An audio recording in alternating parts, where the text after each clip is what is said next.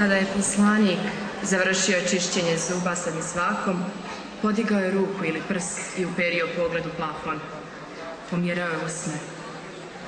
Aisha radijallahu anha je slušala šta izgovara, pa je čula da je rekao: udruži me sa onima kojima si milost svoju darovao, poslanicima, iskrenima, šehidima i dobrima. Gospodaru moj, oprosti mi i smiluj mi se i priključi me uzvišenom društvu. A kada je poslanik sallallahu alejhi ve sellem preselio, Ebu Bekr reče: sjedi, Omere. Omer od tuge odbi da sjedne. On ga ostavi i dođe do minbera i stade pored Aiše radijallahu anha. Ljudi dođeše k njemu.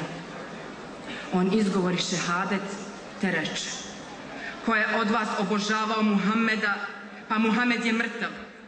A ko obožava Allaha, neka zna, Allah je živ i on ne umire.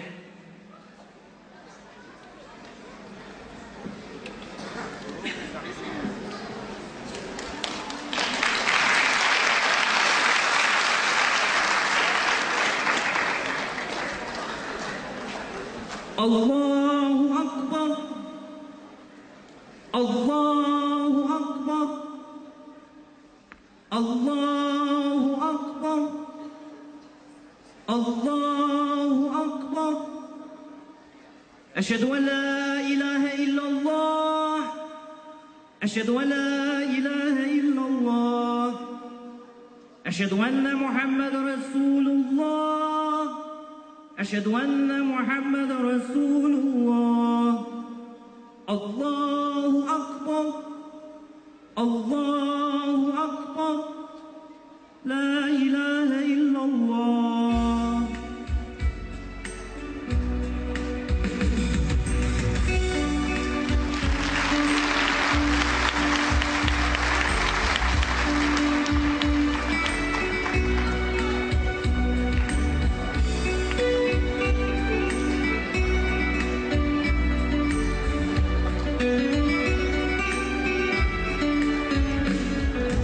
Ya Resul naši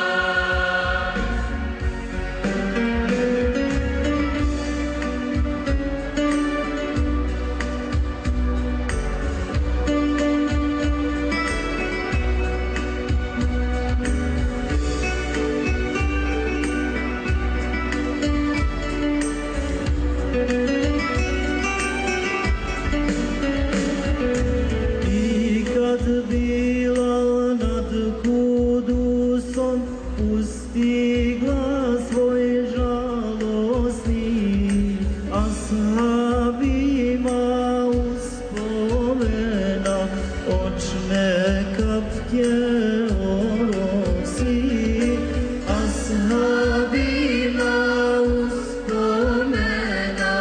Očne kapke orosi.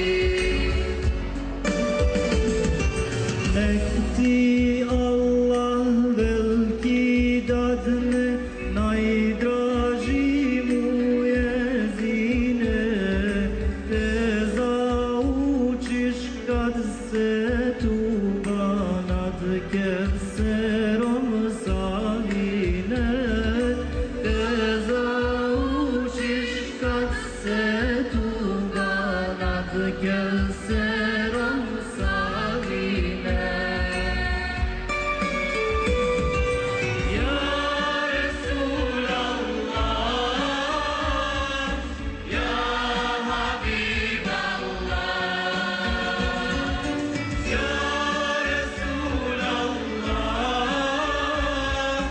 Ya